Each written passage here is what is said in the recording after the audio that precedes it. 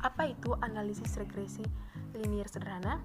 Analisis regresi linier sederhana adalah hubungan secara linear antara satu variabel independen yaitu X dengan variabel dependen yaitu Y.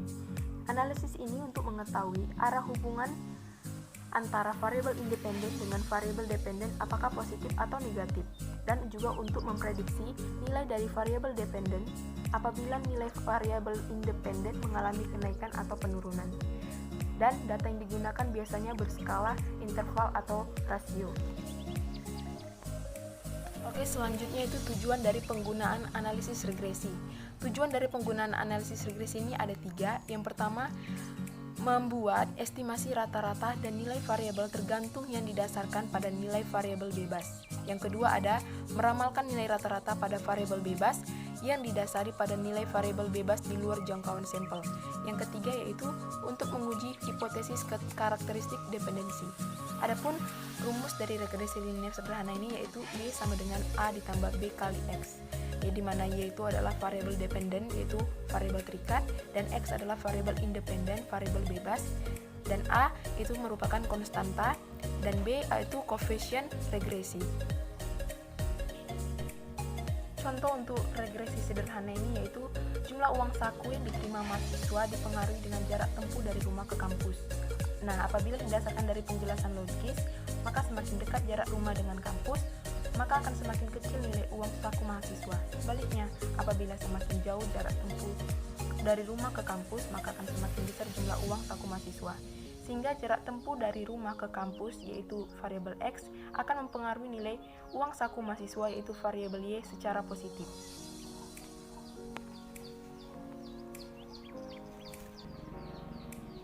Dasar pengambilan keputusan uji regresi sederhana ini yaitu mengacu pada 2 hal, yakni dengan membandingkan nilai T hitung dengan T tabel atau dengan membandingkan nilai signifikansi dengan nilai probabilitas 0,05. Dasar pengambilan keputusan uji regresi sederhana dengan membandingkan nilai T hitung dengan T tabel yaitu yang pertama, jika nilai T hitung lebih besar dari nilai T tabel, artinya variabel bebas berpengaruh terhadap variabel terikat. Dan yang kedua, jika nilai T hitung tidak lebih besar dari nilai T tabel, artinya variabel bebas tidak berpengaruh terhadap variabel terikat. Nah, yang kedua, membandingkan nilai signifikansi dengan probabilitas 0,05. Yang pertama, jika nilai signifikansi tidak lebih dari nilai probabilitas 0,05, artinya variabel bebas berpengaruh secara signifikan terhadap variabel terikat. Yang kedua, jika nilai signifikansi lebih dari nilai probabilitas 0,05, artinya variabel bebas tidak berpengaruh secara signifikan terhadap variabel terikat. Nah, teman-teman, di sini ada syarat kelayakan yang harus terpenuhi saat kita menggunakan regresi linier sederhana.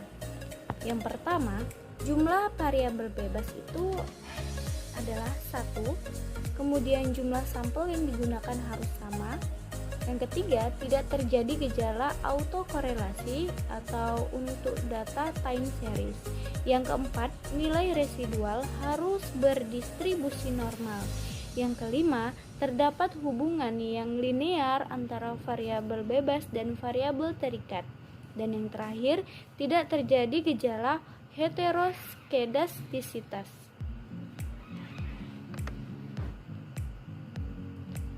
Kemudian, ada cara membaca output SPSS hasil uji regresi linear.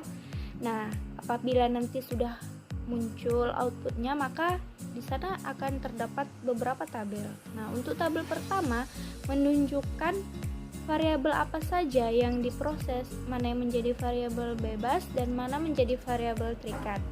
Nah, tabel keduanya itu menampilkan nilai R yang merupakan simbol dari nilai koefisien korelasi.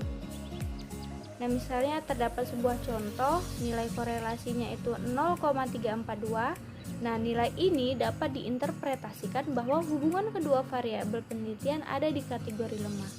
Melalui tabel ini juga diperoleh nilai R-square atau koefisien determinasi atau KD yang menunjukkan seberapa bagus model regresi yang dibentuk oleh interaksi variabel bebas dan variabel terikat. Nah, kemudian ada tabel ketiga digunakan untuk menentukan taraf signifikansi atau linearitas dari regresi tersebut. Nah, kriterianya dapat ditentukan berdasarkan uji F atau uji nilai signifikan atau SIG. Nah, cara yang paling mudah dengan uji SIG ini, jika nilai SIG-nya lebih kecil dari 0,05, maka model regresi adalah linear, dan begitu juga sebaliknya. Kemudian ada tabel keempat, menginformasikan model persamaan regresi yang diperoleh dengan koefisien konstanta dan koefisien variabel yang ada di kolom unstandardized coefficient. Baiklah, untuk contoh yang pertama, uji analisis regresi, kita menuju variabel view, kemudian kita masukkan variabel yang pertama, variabelnya itu x1, kemudian kita isi type-nya numerik karena datanya berupa angka, kemudian width-nya 8, desimalnya 0, labelnya kita beri label C, kolomnya 8, align-nya right, supaya posisi datanya itu semuanya mengarah ke kanan. Kemudian scale, role-nya input. Lalu variabel yang kedua kita buat x2, klik, width-nya 8, desimalnya 0, labelnya ceiling, terus values-nya non, missing juga non, kolomnya 8, align-nya right, measure-nya scale juga, role-nya input juga kolom.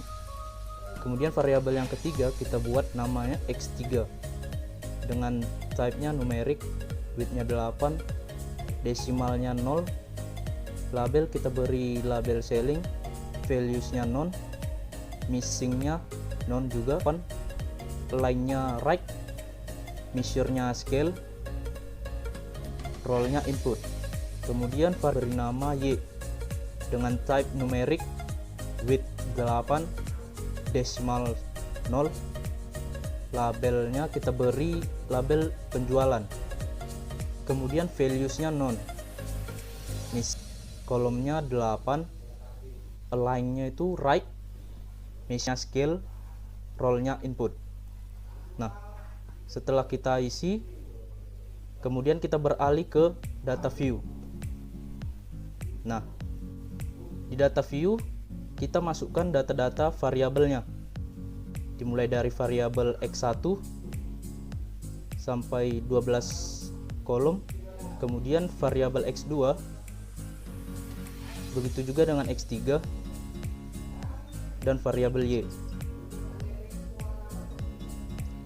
Nah, setelah data dimasukkan, untuk menguji analisis regresi linearnya kita klik analyze pada menu bar,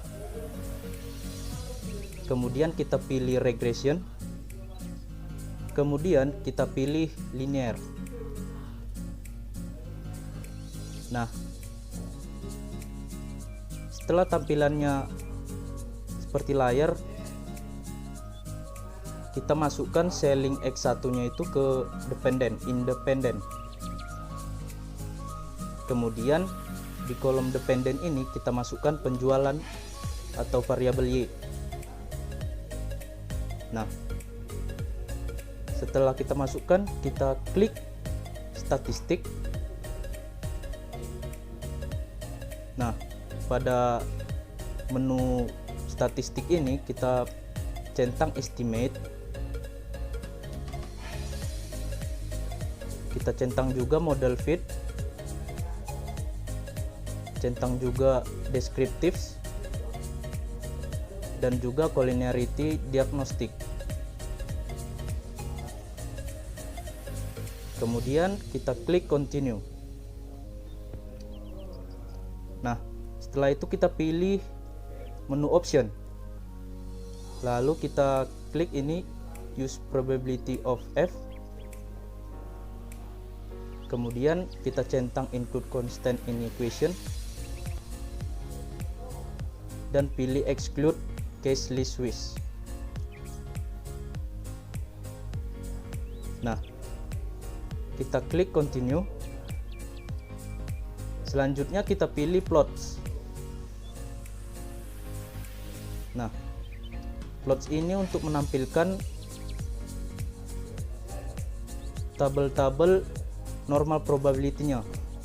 Yang pertama kita masukkan dependent-nya ini ke kolom Y. Kemudian di kolom X ini kita masukkan H spread.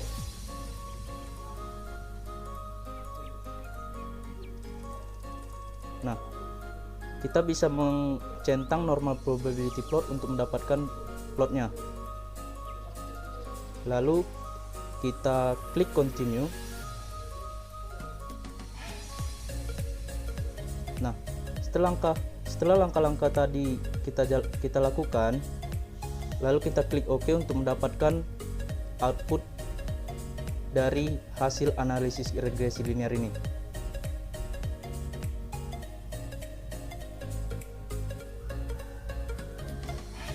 Nah, beginilah hasil dari contoh yang pertama, analisis regresi linear.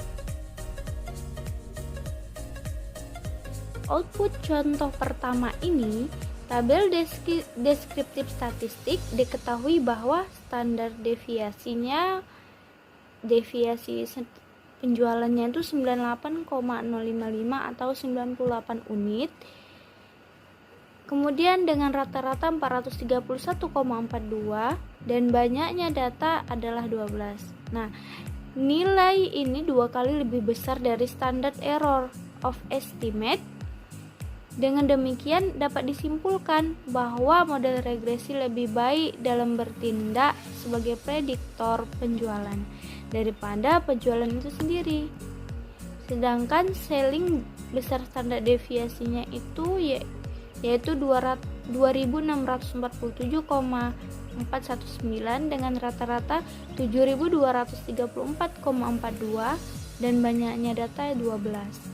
Nah, tabel korelasinya menunjukkan besar hubungan antara variabel penjualan dan selling adalah 0,888.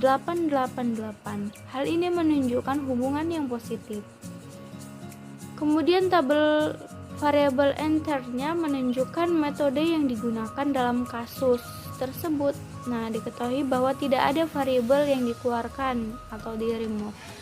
Kemudian tabel summary-nya menampilkan nilai R atau koefisien korelasi sebesar 0,888, sedangkan koefisien korelasi ganda R atau multiple R sebesar 0,788, merupakan indeks determinan atau persentase pengaruh X terhadap Y. Nah, dengan demikian kita dapat menyatakan bahwa 78,8% nilai penjualan dipengaruhi oleh selling, sedangkan sisanya 21,2% dipengaruhi oleh faktor lain. Nah, dari tabel ANOVA-nya kita seperti yang kita lihat, nilai F sebesar 37,200 dengan tingkat signifikansi sebesar 0,000 menunjukkan bahwa memang ada pengaruh dari variabel X terhadap variabel Y, yaitu 0,000 lebih kecil dari 0,05, berarti model regresi signifikan. Kemudian teman-teman ada tabel koefisien. Nah, seperti yang kita lihat, kita dapat membuat persamaan regresinya yaitu Y sama dengan 193,540 ditambah 0,033 X. Standard error of estimate adalah 41,326 atau 41 unit jika dibulatkan. Nah, angka 0,888 pada standar koefisien atau beta menunjukkan tingkat korelasi antara selling dan penjualan, sedangkan nilai T berguna untuk menguji tingkat signifikansinya.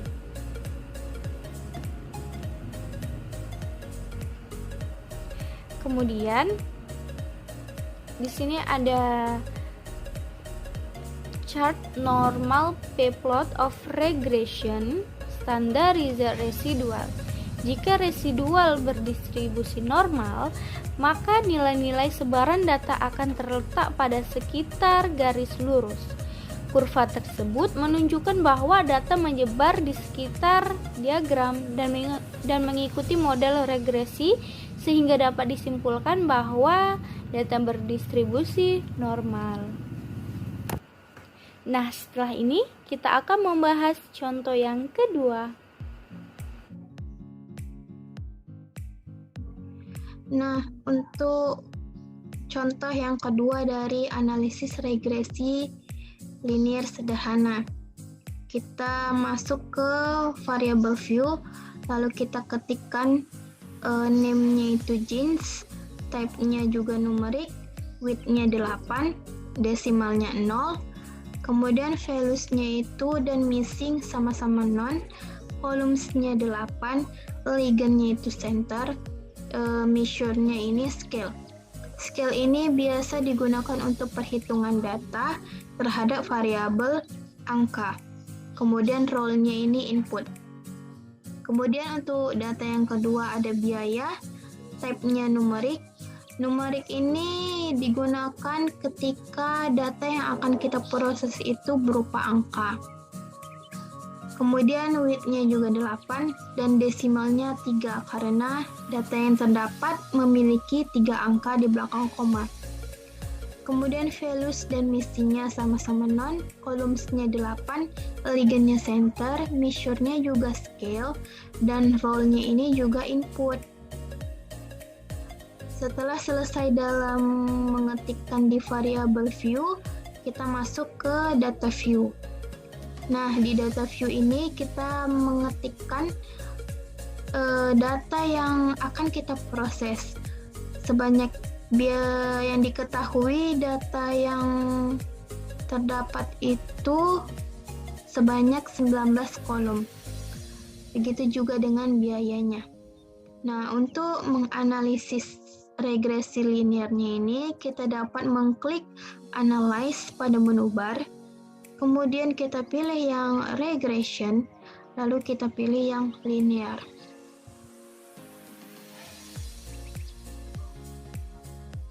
Nah, untuk tampilan dari kotak linear regression ini ada jeans dan biaya. Jeans ini kita pindahkan ke kotak dependent, kemudian yang biaya kita pindahkan ke kotak independent. Untuk pilihan yang ada di slide ini tidak kita klik itu karena kita hanya akan mengetahui bagaimana pengaruh permintaan JIS ini terhadap faktor biaya. Lalu kita klik OK. Setelah itu terdapatlah hasil outputnya, yaitu sebanyak 4 tabel.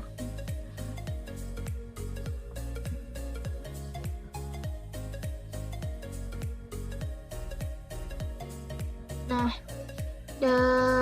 terdapat 4 tabel dari hasil output yang telah kita lakukan tadi. Untuk tabel yang pertama yaitu ada tabel variabel enter atau remove. Tabel ini menunjukkan mode yang digunakan. Dalam kasus yang ini diketahui bahwa tidak ada variabel yang terkeluarkan atau tidak ada variabel yang terremove. Kemudian ada tabel yang kedua adalah tabel model summary. Tabel ini menampilkan nilai R atau koefisien relasi sebesar 0,969. Sedangkan koefisien gandanya atau di dalam tabel itu R² sebesar 0,938. Ini merupakan indeks determinan atau persentase pengaruh X terhadap Y atau pengaruh jeans terhadap biaya. Dengan demikian kita dapat menyatakan bahwa 93,8% jumlah permintaan jeans dipengaruhi oleh biaya, sedangkan sisanya 6,2% dipengaruhi oleh faktor lain. Kemudian ada yang tabel ketiga. Tabel ketiga adalah tabel ANOVA. Tabel ini mengindikasikan bahwa regresi secara statistik sangat signifikan dengan F sama dengan 259,266.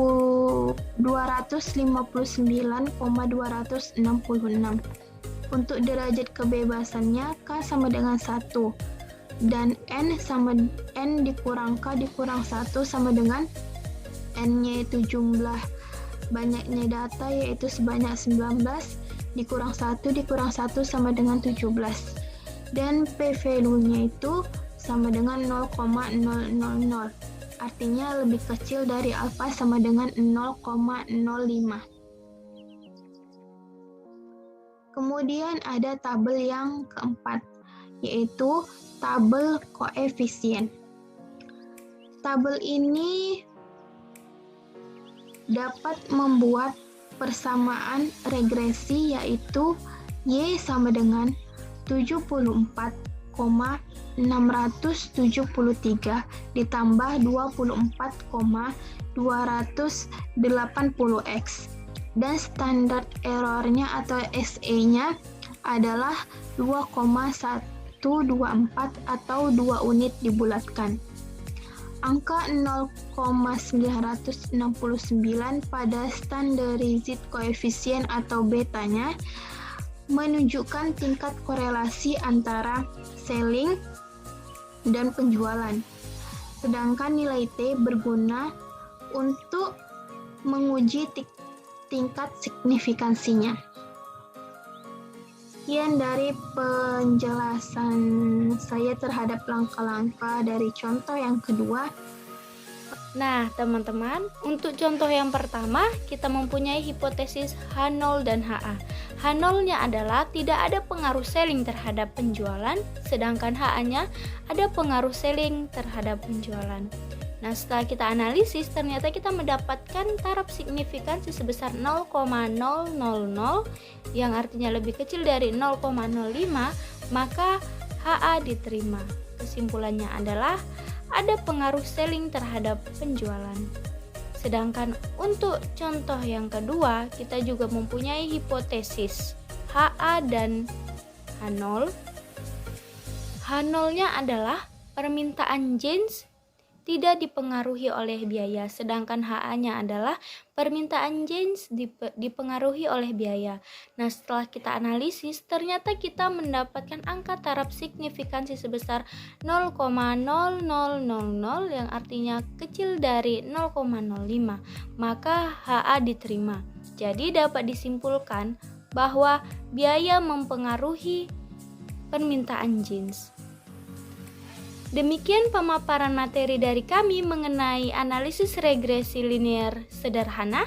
Semoga bermanfaat bagi kita semua, khususnya bagi kami sendiri. Terima kasih, sampai jumpa.